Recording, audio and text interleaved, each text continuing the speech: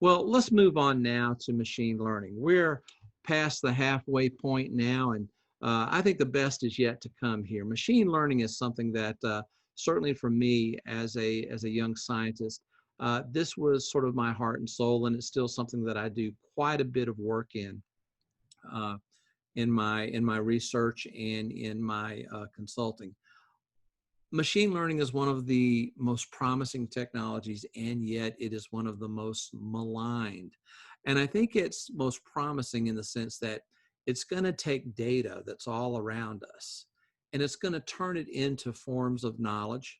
It's going to turn it into what I think of as building blocks that tell us about the world around us in a factual way so that we can make better decisions. Now, the technology is maligned because I think a lot of people characterize it as something that will make decisions for us and we will become subservient to machine learning. That is not the point. That's not the idea behind the technology. It is not to create Skynet or other things. It's really to help us understand the vast amount of data that's around us, the vast amount of knowledge that's around us, and really to protect us from our own biases. It's really interesting when you think about human decision making. We tend to be overly optimistic about things. We tend to underestimate what it will cost to develop a project. We tend to think that we have the knowledge on staff to do a project. Uh, Optimism is certainly one of those keys to survival, but when it gets in the way of a decision, then it's not so great anymore. What machine learning does is it helps us understand better how something might occur, what might go wrong, and really protects us from our own biases. Now, there are several different ways to think of machine learning. I want to give you the classic definition. It's rules, it's algorithms. Now, you and I follow rules every day. If we see a red light, we stop. If we see a green light, we go. If we see a yellow light, it means speed up, you can make it. I'm just kidding. It may mean slow down to you. But it's algorithms, it's rules. It's also conditional probability. What's really interesting about conditional probability is what we call baseline statistics. It's really important. The idea that there is a lot of data out there that can give us some baseline probability. Decision makers typically ignore baseline data. We typically don't consider it, but yet it's out there. For example, we might be ready to implement some piece of software, and we don't think about the probability of successful implementation. When that data is out there, perhaps 200 firms have tried to implement this software, this same software. Out of the 200 firms, 80% of them failed. The ones that succeeded, the remaining 20%, succeeded by doubling their initial budget. That's baseline data. It tells us about our probability. It's amazing that many decision makers ignore that. And they say it'll be different for us. We've got better staff. We've got better know-how. And so for us, it'll be different. And yet sometimes it doesn't happen that way. So the idea of baseline probability is something that a computer can give to us that is not biased. And then on top of that, we can do Bayesian inference. Perhaps there are some conditions that give us a better chance of success. We can add that to the baseline and say, well, we won't be 80% failure. Perhaps our chance of failure is only 60% because we have this set of people. We have this understanding. We have preconditions that might be better. But what we don't want to do is say, well, our chance of success is 90%, which is our typical tendency. So that is conditional probability and Bayesian inference, all done with data. It's really important to think about rules, and it's really important to think about conditional probability. I think what's really most important of all of this is the idea that machines may help us eliminate biases. And this is really important in medical diagnosis. It's really important in terms of making a decision to enter a risky project. It may be an important decision-making factor in who we hire, who we train. The idea of those base probabilities being available to us, and then we can adjust them based on additional information. And what's beautiful about, I think, a lot of the technology is that it can visualize that for us. And that really gets us into this next aspect, and I think it's one of the most important aspects of machine learning, and that is data visualization. The presentation of data in pictorial, graphical, or interactive format for deep insights. The idea that a machine can show us in graphical form something that is not conceivable by our own methods or by our own means. I think that is part of the magic of machine learning. To me, this is one of the most important videos of the whole session. It's something that I see again and again, and I never get tired. I always pick up something new. So let's take a look at what data visualization is.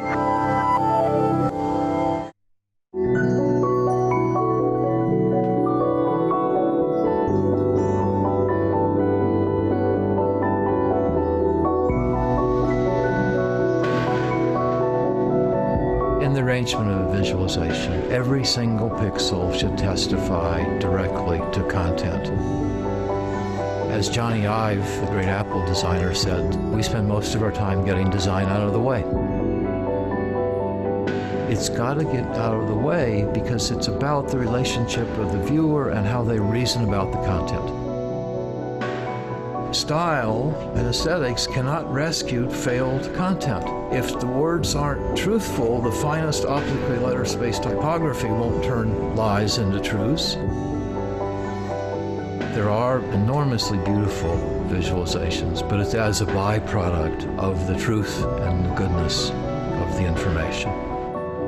The big steps in showing information began all with cartography about 6,000 years ago when the first map was scratched into a piece of stone. And that has wound up now with the most widely seen visualization in the world, which is Google Maps, where people are using a visualization to actually do something. The next big step was the development of real science. Galileo got his telescope going. He saw things that had never been seen before. He made beautiful drawings of sunspots, and he watched the sun for about 40 days, and he did engravings of the sunspots, so he visualized what he saw. And so the history of visualizing data is very substantially a history of science.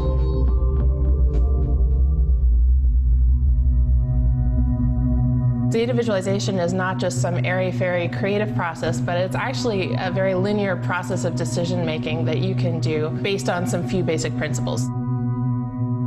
3 things should inform your design always. 1 is you as the designer, what you have to say and what you want to communicate. 2 is the reader. That reader is not you, and they're going to come with their own context and their own biases and their own assumptions, and you need to account for that. And 3rd is the data itself and what that has to say and how that informs the truth. There's a lot of subconscious brain activity happening. We evolved for it to happen that way. We evolved to see things and make snap decisions. Are all those lines in the grass just dried grass, or is that a tiger that's coming to eat me? We have to be able to recognize those patterns right away and make snap decisions on them in order to survive. And that can be an advantage as a designer. You can communicate a lot of information very quickly because we all have brains that are designed to recognize patterns this way.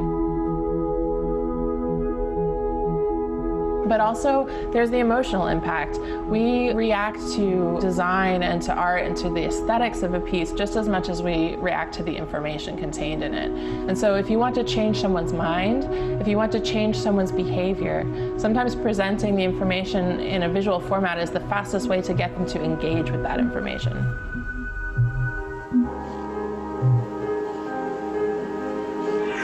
truth is one of those ambiguous things that you can't really define and probably changes and evolves the more understanding you have. Data itself is a result of research, so I would say that data is just a clue to the end truth. I think a successful infographic tells a story. It communicates hopefully accurate and sometimes complicated data in a way that many people can understand. I think the first step usually is always dig really deeply into the data ourselves and find each key point and create a hierarchy and a narrative out of that story. When you start to merge different pieces of information and when you start to learn really what it's all saying, the narrative is clear. The one key fact that everything can revolve around is the hero of the piece. There's one single piece of data or insight that people respond to and kind of encapsulate the whole vision, and then invite people in to see the nuances and all the rest of the story around it. When you look at a piece, it's successful when it translates data from something that's complicated to something simple. When it communicates a message that otherwise would have taken somebody hours to digest and find in an instant.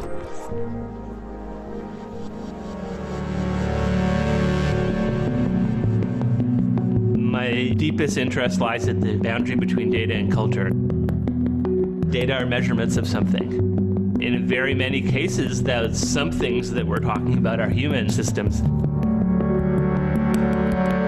We're dealing with data systems that are larger than anything that humans have ever built or experienced before. And these really large systems, things happen within them that are emergent.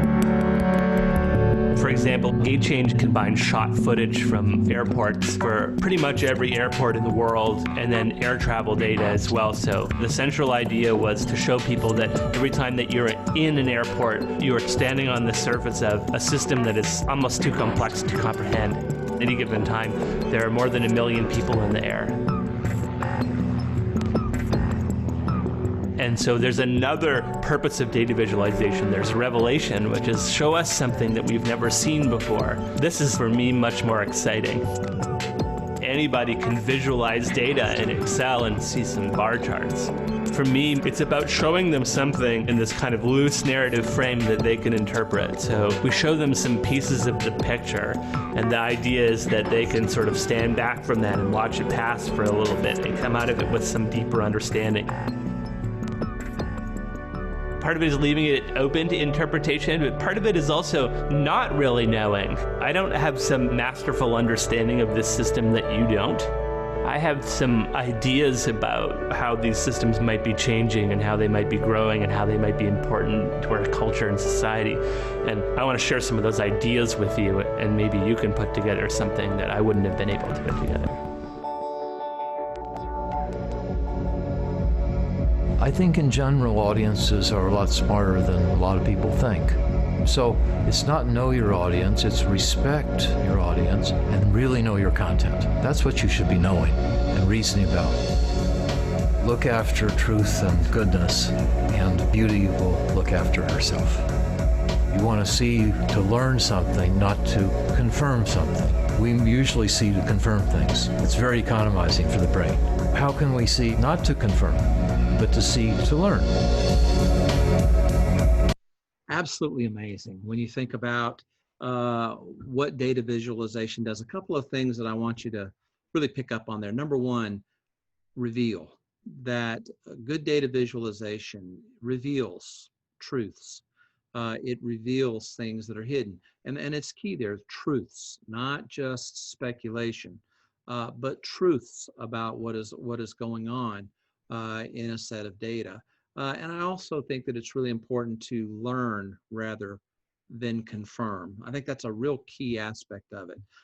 Machine learning, giving us lots of ways to create data and lots of ways to visualize it.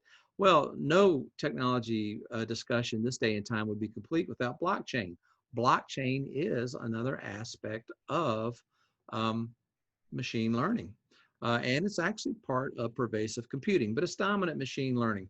The idea here being that it is a distributed public digital ledger that's used to record transactions across many computers. It's authentication. It is a very secure form of authentication. It's very interesting. Sometimes you'll hear a advertisement for securing your home title, that your home title can be stolen, your home title can be stripped from you, and you can lose your home. Don't believe it. It's not exactly true. But it does reveal that home ownership is not as secure as it could be. And that's why we have blockchain.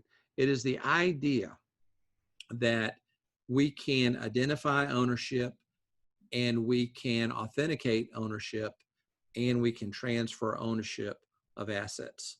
And we can do this digitally. It doesn't have to be through a bank. It doesn't have to be through a lawyer. It can be done digitally. So let's take a closer look at blockchain.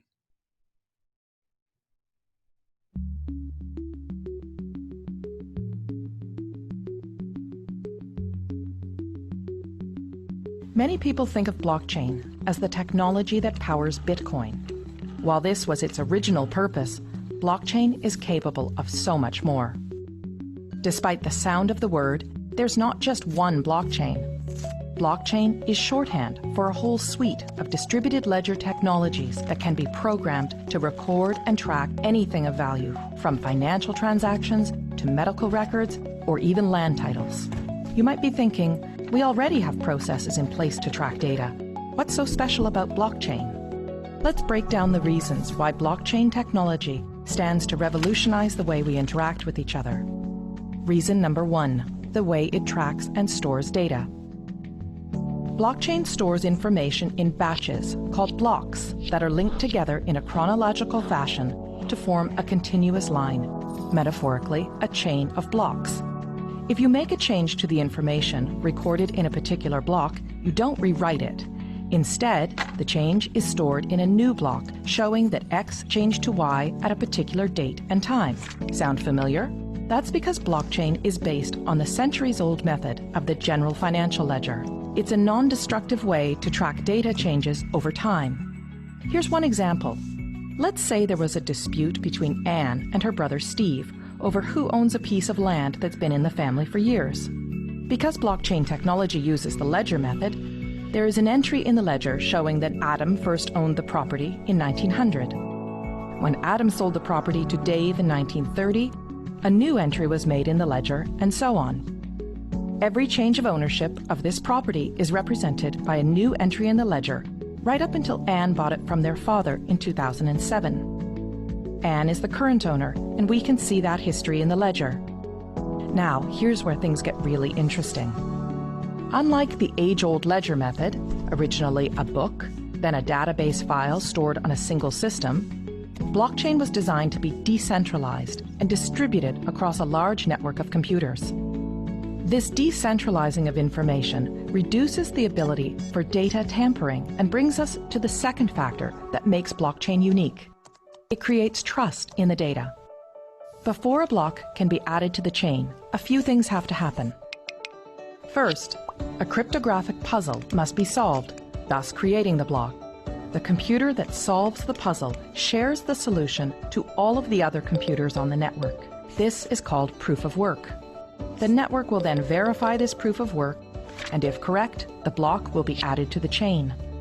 The combination of these complex math puzzles and verification by many computers ensures that we can trust each and every block on the chain. Because the network does the trust building for us, we now have the opportunity to interact directly with our data in real time. And that brings us to the third reason blockchain technology is such a game changer: no more intermediaries. Currently, when doing business with one another, we don't show the other person our financial or business records. Instead, we rely on trusted intermediaries, such as a bank or lawyer, to view our records and keep that information confidential. These intermediaries build trust between the parties and are able to verify, for example, that, yes, Anne is the rightful owner of this land. This approach limits exposure and risk, but also adds another step to the exchange, which means more time and money spent. If Anne's land title information was stored in a blockchain, She could cut out the middleman, her lawyer, who would ordinarily confirm her information with Steve. As we now know, all blocks added to the chain have been verified to be true and can't be tampered with, so Anne can simply show Steve her land title information secured on the blockchain. Anne would save considerable time and money by cutting out the middleman. This type of trusted peer-to-peer interaction with our data can revolutionize the way we access, verify, and transact with one another. And because blockchain is a type of technology and not a single network, it can be implemented in many different ways. Some blockchains can be completely public and open to everyone to view and access. Others can be closed to a select group of authorized users, such as your company, a group of banks, or government agencies. And there are hybrid public-private blockchains too. In some, those with private access can see all the data, while the public can see only selections. In others, everyone can see all the data, but only some people have access to add new data. A government, for example, could use a hybrid system to record the boundaries of Anne's property and the fact that she owns it while keeping her personal information private. Or it could allow everyone to view property records, but reserve to itself the exclusive right to update them. It is the combination of all these factors, decentralizing of the data, building trust in the data, and allowing us to interact directly with one another and the data, that gives blockchain technology the potential to underpin many of the ways we interact with one another. But, much like the rise of the internet, this technology will bring with it all kinds of complex policy questions around governance, international law, security, and economics. Here at the Center for International Governance Innovation, we seek to bring trusted research that will equip policymakers with the information they need to advance blockchain innovations, enabling economies to flourish in this new digital economy. Learn more. No doubt, blockchain is one of those technologies that really has the potential to change a lot of things. This chart really gives an overview of how an ecosystem might be impacted. And I know it's a very busy chart, but it really gives you some idea about all the things that will be changed by a blockchain system. Let's start at the top left: security, the idea of authentication, identity management, all the way through to from physical assets all the way through digital assets. If you take a look at how patient records might be augmented by blockchain. Again, the idea that we can know where a patient has been, we can know the prescriptions that the patients have received from physicians. So records management becomes something that is really, really key. Right in the middle block there, all the way from sensoring, augmented reality, smart automation, it really gives you some idea of how blockchain is going to combine with nanotechnology, with robotics, bioinformatics, a lot of different things for authentication and for records management. So when you think about blockchain, think very, very clearly about not only authentication, not only records management, but also think in general about how that is distributed out to computers. So we get into edge computing, we get into pervasive computing. So these things really start to combine together to give us a real rethought, reimagined, reinvented type of supply chain as we think about what this might do and how it might come together with other technologies to really create a whole different world, a whole different set of possibilities. Well, we're moving along through the technologies. We have 2 left to go. Let's take a look at nanotechnology. Nanotechnology is biotechnology, with the exception that what we're looking at now are non-organic materials. So this is the idea of re-engineering steel re-engineering chemicals, re-engineering electricity, things that are non-organic, that are non-living, we can improve, we can augment through nanotechnology. What is nanotechnology, and why should you care? Before we get too technical, try this. Pick up something that's close to you. Anything. It might be a glass, or a smartphone, or even a t-shirt. It doesn't really matter what. Now, think about what this thing does well. It could be holding water or chasing Pokemon, or if you're thinking about that t-shirt, making you feel awesome.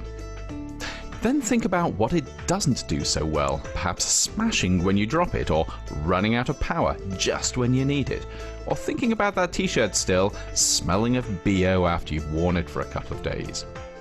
It might not be obvious, but all of these things, the good stuff and the bad, depend on the individual atoms that make up the things around us, and importantly, how they're put together.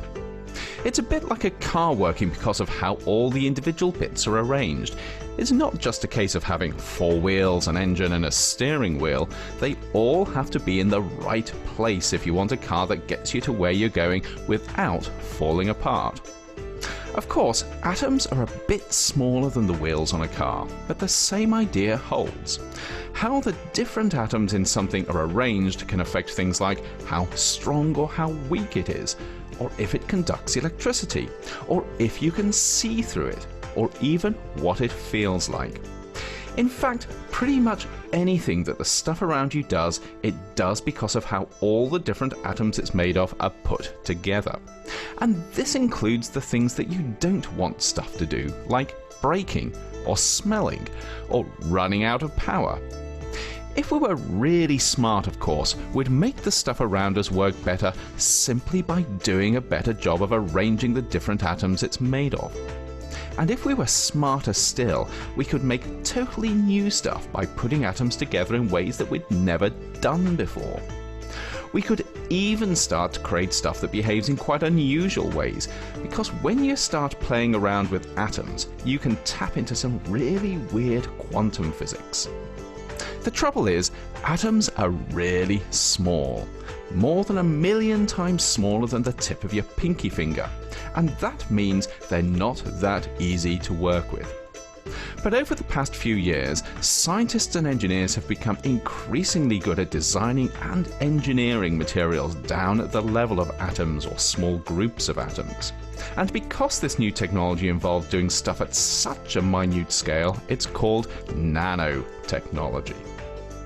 Using their new skills, nanotechnologists are beginning to do cool stuff like creating materials that are really good at turning sunlight into energy, or using nanoscopically small particles to deliver anti-cancer drugs, or even turning polluted water into drinkable water.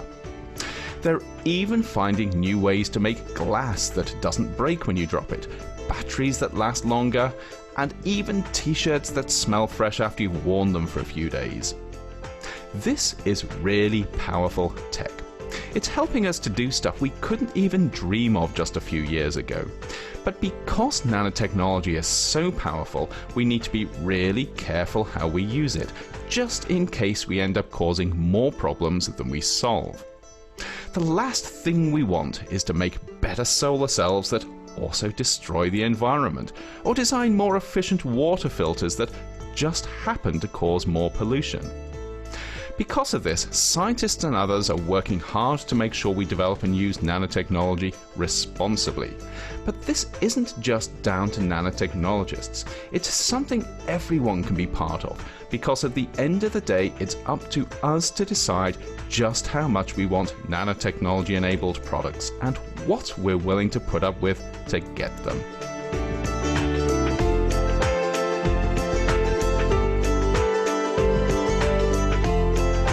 Gives you some idea of the possibilities, I think that explanation does. And if you really want to understand sort of how this technology has evolved, certainly the first generation is passive nanostructures. You quite possibly own some of these passive nanostructures. If you have a dry fit t-shirt or if you have shoes that repel water, you own first generation nanotechnology because shirts are actually designed to absorb water rather than repel it. They have been changed through technology. Certainly the Department of Defense invests a lot of money in technical fabric. Active nanostructures, the second generation there, really target things. This is targeted drugs. I think that's been the business case for active nanostructures. Systems of nanotechnology work together to build things. So they're almost building blocks or building bots, if you want to think about them as small robots. And molecular nanosystems actually revolutionize manufacturing, something very, very different and something very, very interesting. So if you take a look at passive nanomaterials, certainly there are a lot to consider. Again, you possibly own quite a few of these. Chips in computing technology that are bendable are certainly a part of this. Coatings on buildings that that repel water and repel dirt are part of this. So quite likely, as I said, you own some of this or are certainly familiar with it, but it really does revolutionize how you design buildings. It revolutionizes how you design clothing. It revolutionizes a lot about the way we think about things in the natural environment and causes us to rethink some of those things. And it's going to, again, combine with pervasive computing and other technologies to give us wearable, implantable devices that we couldn't imagine 5, 10 years ago. So those are the passive nanostructures. If you look at active nanostructures, again, targeted drugs, digital drugs, really interesting technology here.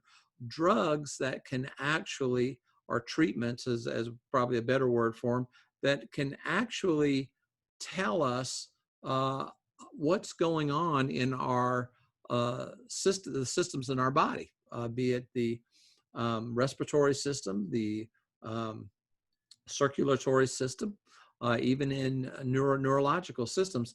These targeted medicines not only treat things that might be inside of us, it also renders a lot of biomedical information about us. Let's take a look.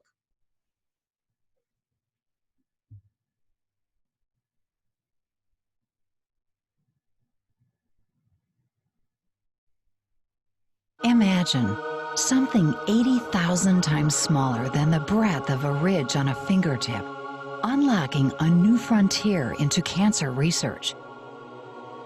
Nanotechnology, the science of building small, is changing the way we look at cancer. More importantly, the way we look at diagnosis and treatment. Nanotechnology allows researchers to build new tools that are actually smaller than cells, giving them the opportunity to attack cancer at the cellular and genetic level. This technology not only enables health practitioners to detect cancer earlier, but also holds the promise of stopping cancer before it even develops. This revolutionary approach is so precise, doctors will be able to design a unique treatment for an individual's own medical and genetic profile. Based on computer chip technology, diagnostic devices such as nanoarrays are thousands of times more sensitive and accurate than current techniques. Because of their size, multiple lab tests can be done more rapidly and at a much lower cost using one nano device instead of many. Nanoshells can be linked to antibodies that recognize tumor cells. Once they are taken up by the cancer cells, near-infrared light is applied, killing only the tumor and leaving neighboring healthy cells intact. Scientists are engineering nanoparticles such as dendrimers to seek out and destroy cancer cells. This amazing technology can be customized for targeted drug delivery, improved imaging, and near real-time confirmation of cancer cell death. Moving amazing research in from terms bench to of bedside. what you see with targeted medicine. Another aspect of this, which is really interesting, are the molecular nanosystems. This is something that a lot of technologists and a lot of scientists believe are going to revolutionize manufacturing. This is actually small molecular machines that build other machines. Uh, an interesting concept, but what it may do is at a very, very atomic level, again, we're working with atoms here, create manufacturing that is not only revolutionary, it's absolutely unthinkable. Something that seems, again, like magic. So let's take a look at molecular systems.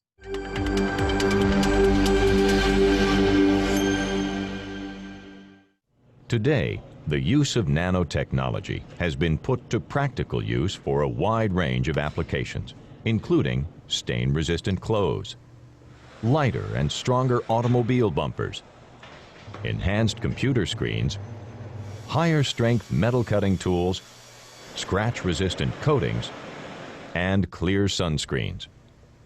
Though these advances have impacted our daily lives, many leading researchers and developers worldwide agree that it's the wide-reaching effects of nanomanufacturing that will usher in the next industrial revolution and replace our entire manufacturing base with a new, precise, less expensive, and more flexible way of making products.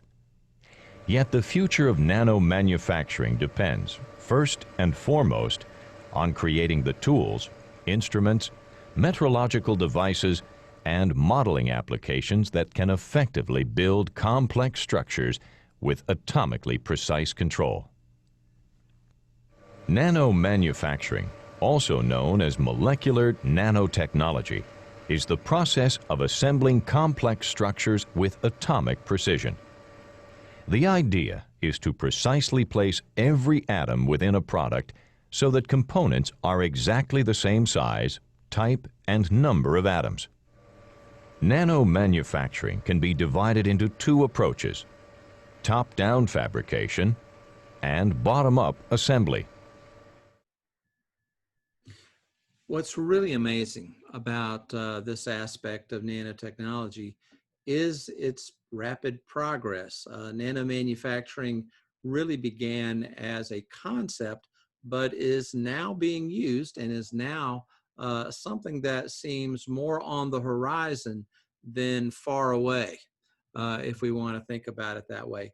Nanotechnology to me, and again, I'm the creator of this research, I wrote it.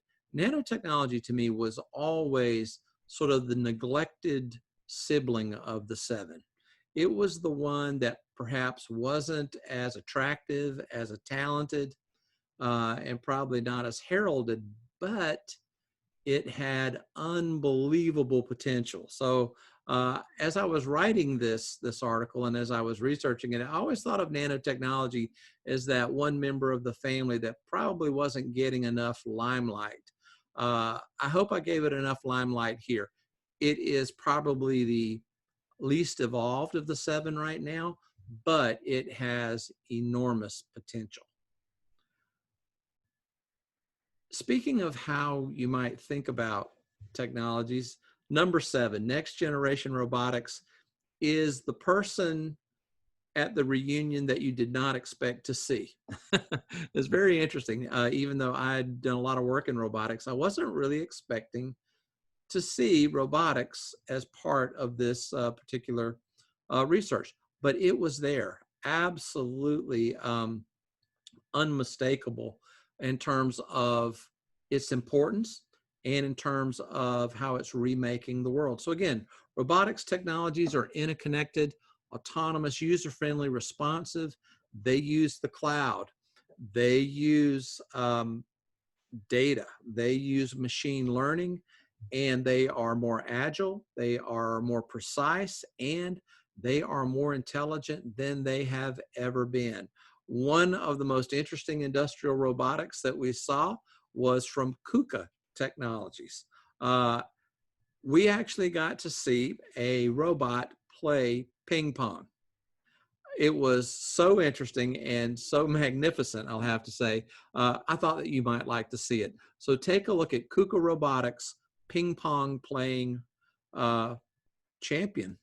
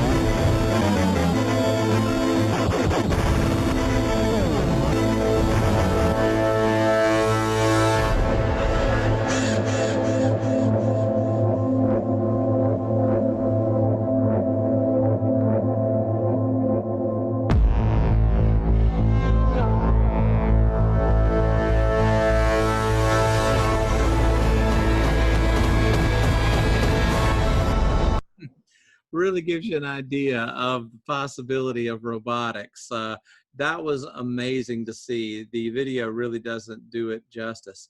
You know, another aspect of robotics that's really interesting is cloud robotics. The idea that robots don't work in isolation, but they're brought together by computing infrastructure and the cloud, the communications piece of it. And what this allows is really incredible coordination of a manufacturing facility, or thinking about it in a broader term, a supply chain. If you have robotic technology that is a part of that. Certainly the cloud has enabled a lot of things, and it's easy to think of the cloud as a technology that has reached its peak, but there's so much more you can do thinking broadly about cloud infrastructure, and certainly in robotics, it's no different. There's a lot of possibilities, a lot of things that you can do in cloud robotics. What is cloud robotics? Cloud robotics involves robots that are connected to the cloud, in other words, the internet. This means that these robots receive information from the cloud and learn by talking to other robots and data centers on the internet.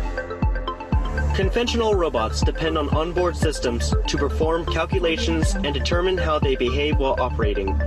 The more data a robot has to process, the larger its processing systems must be. This means that the size of the robot often increases due to a need for more processing power. However, cloud robotics helps to solve this. Rather than relying solely on a large onboard processing system, a cloud robot can use programs on the cloud to help it process data and perform calculations. Along with computation, the cloud provides cloud robots with a large database of information, including video and image analysis and mapping.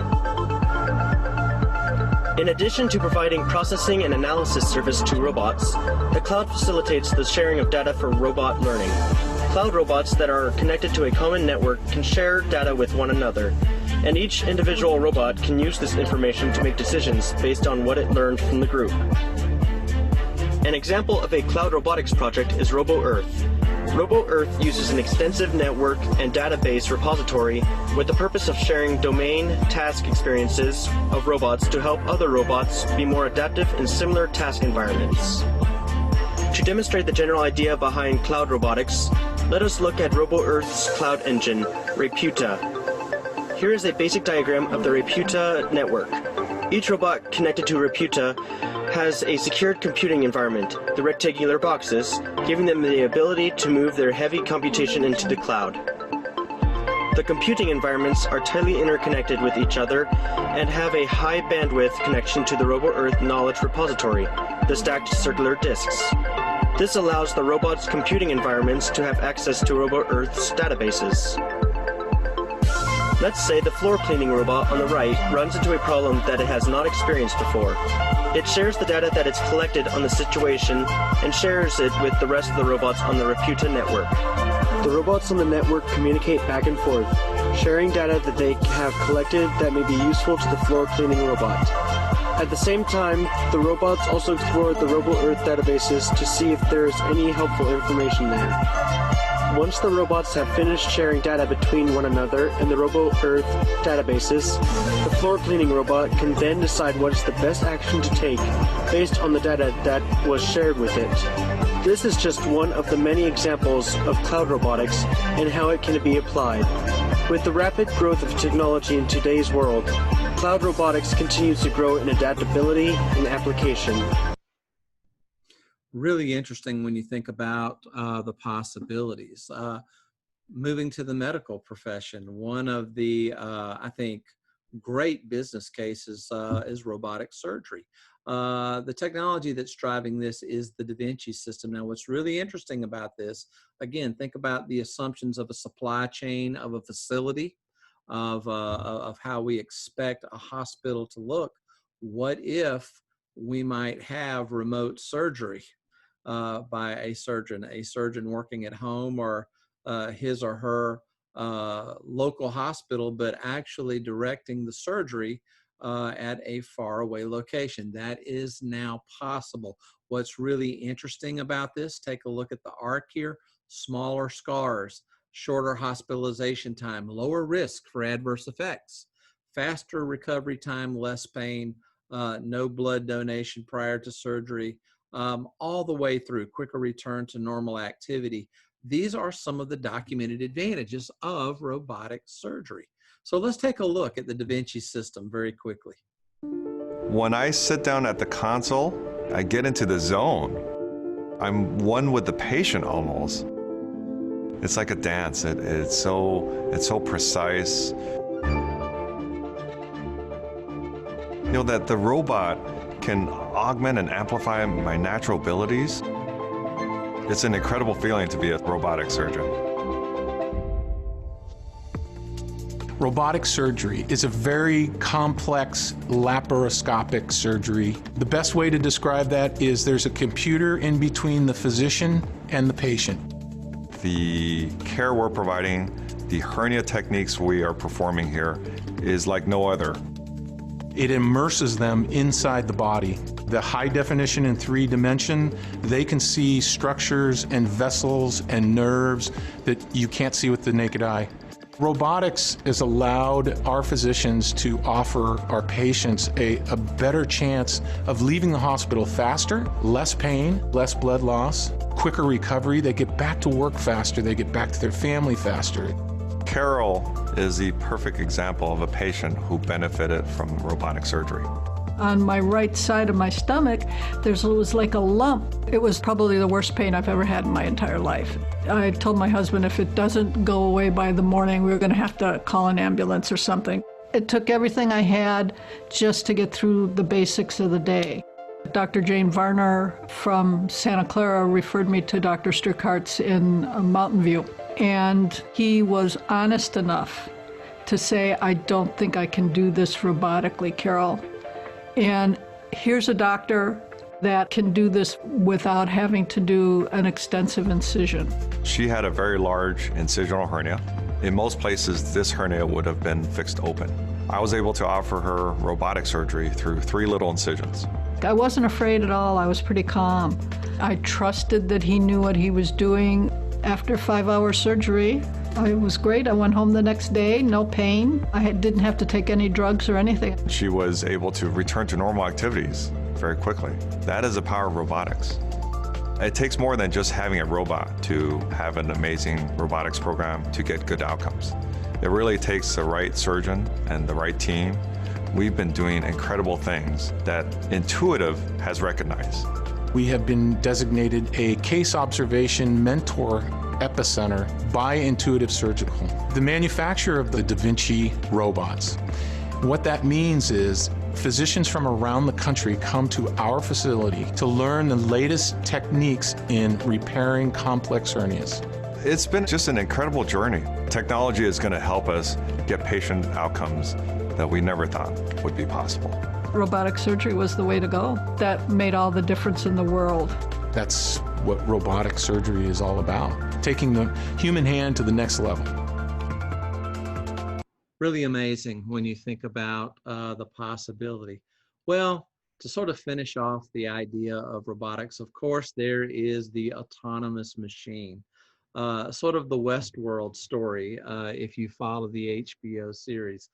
Will robots become autonomous? Will they be responsive? Well, that is certainly a frontier that is being explored, and the results are pretty incredible.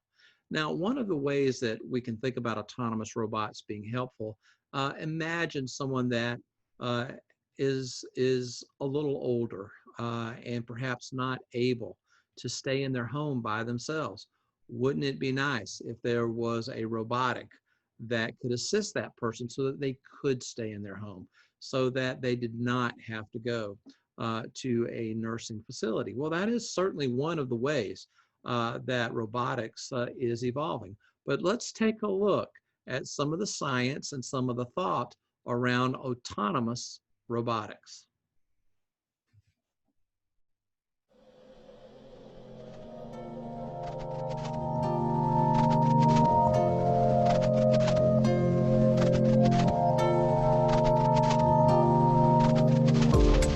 We are living in a golden age of robotics,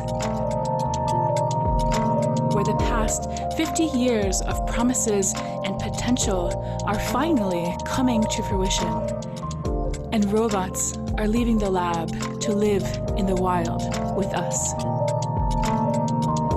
What I find so exciting about this era is that our future with these intelligent, autonomous machines has really yet to be written.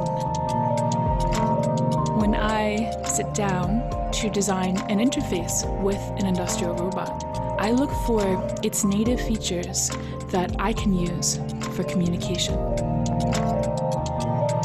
Subtle things like their posture, their motion, or even the sound of their motors can all be harnessed to build a body language that can better communicate with the people around them.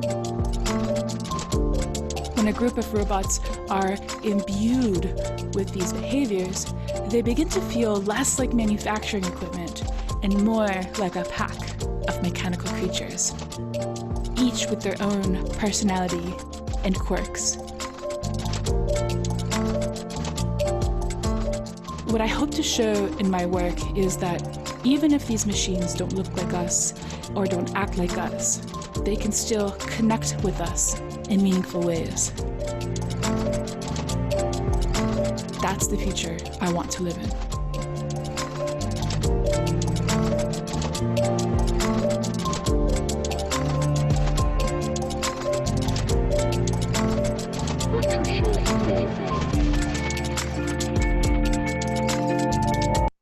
Really interesting when you see this.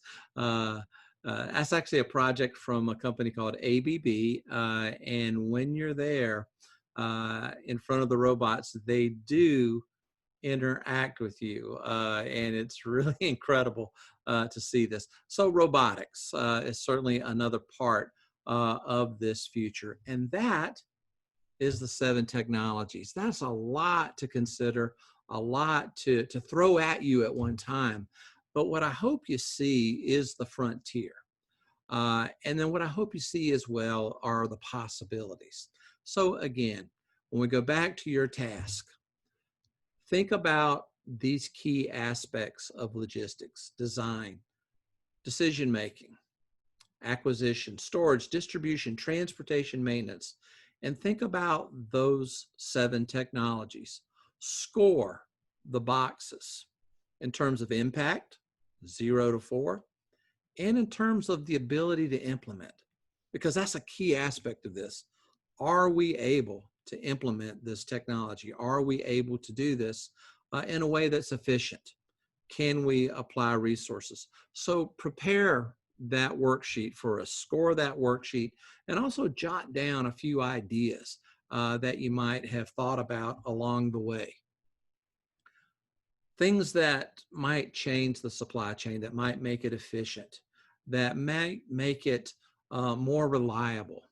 And don't think only about moving material. Think about the medical supply chain, medical logistics, medical care. What is the implication for a hospital in the future? What do these technologies mean for that? When you think about all these things, you realize that there is a wonderful frontier ahead. Yes, there are challenges.